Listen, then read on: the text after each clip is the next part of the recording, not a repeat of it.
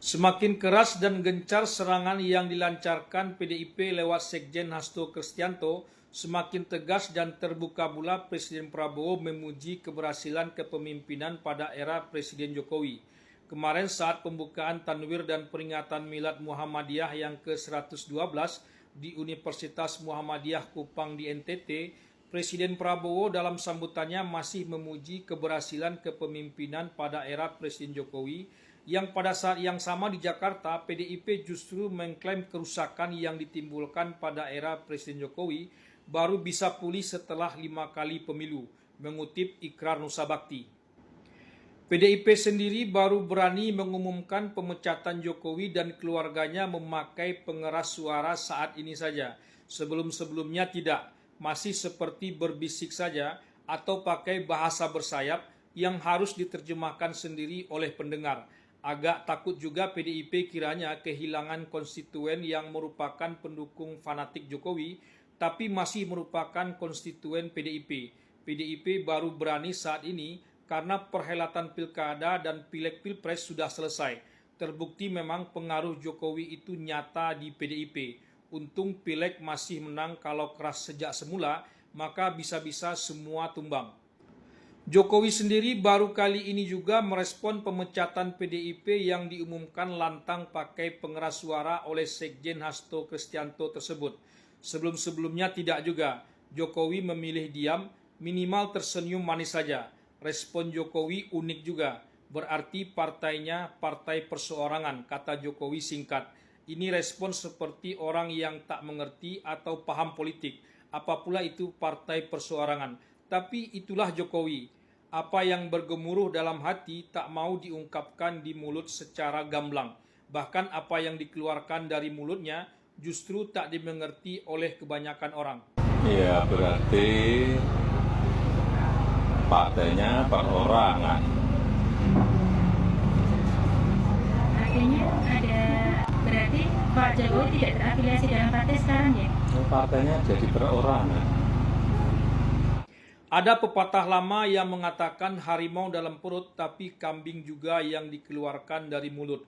Mungkin Jokowi begitu juga. Berbeda dengan apa yang dikeluarkan PDIP lewat Sekjen Hasto Kristianto dan yang lainnya terhadap Jokowi. Harimau dalam perut benar-benar harimau yang dikeluarkan. Bahkan kadang ditambah pula dengan ular, buaya, singa, kalajengking, dan yang lainnya. Tapi istilah partai perseorangan yang dikeluarkan oleh Jokowi sebetulnya juga sangat keras. Artinya PDIP dianggap sebagai partai keluarga, partai dinasti, bukan partai modern. Jokowi merasa tak melakukan kesalahan apa-apa.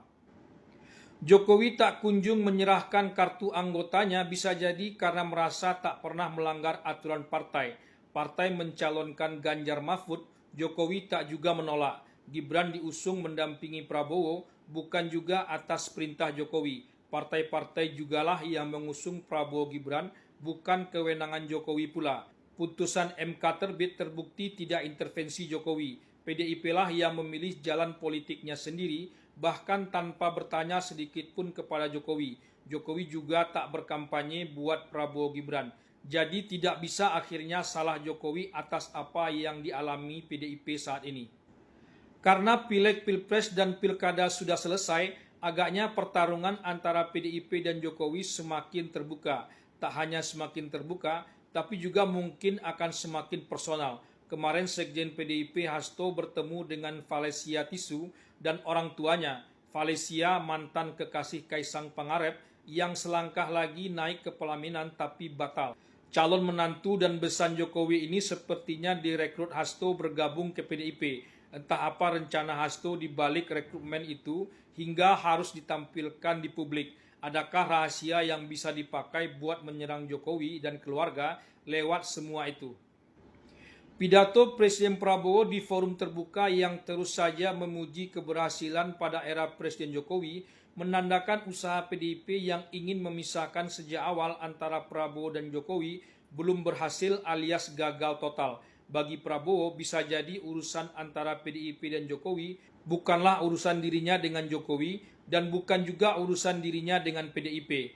Keinginan Prabowo untuk menarik PDIP ke dalam pemerintahan tak sekali dua kali disampaikan secara terbuka.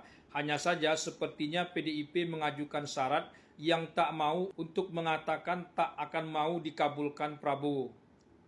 Belajar dari kasus SBY, pertarungan antara Jokowi dan PDIP ini tak akan selesai dalam 1 kali pemilu saja. Bahkan dengan SBY pun setelah 4 kali pemilu belum selesai sampai sekarang. Dan apa yang dilakukan SBY terhadap PDIP tak seujung kuku pun dibandingkan apa yang dilakukan Jokowi terhadap PDIP.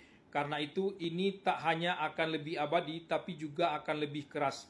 SBY masih mendingan punya partai sementara Jokowi tak punya partai. Akan sangat sulit bagi Jokowi melawan PDIP secara perseorangan. Agaknya sudah saatnya juga Jokowi mendirikan atau bergabung dengan salah satu partai yang sudah ada.